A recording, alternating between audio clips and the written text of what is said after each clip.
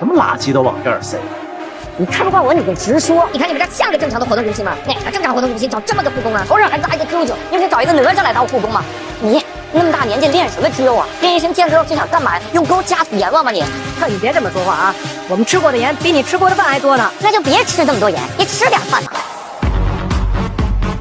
年轻人，你就是没吃过苦。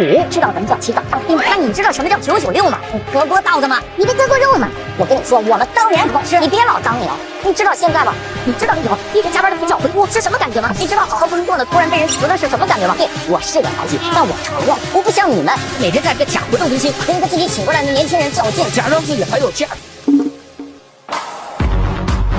你别以为鼓掌我就不骂了，天天说我们年轻人是社会的毒瘤，我看你们才是行走的负能量，还是扩散了那种。啊？干嘛呀你们？各位叔叔，今天实在是对不起，自罚3杯。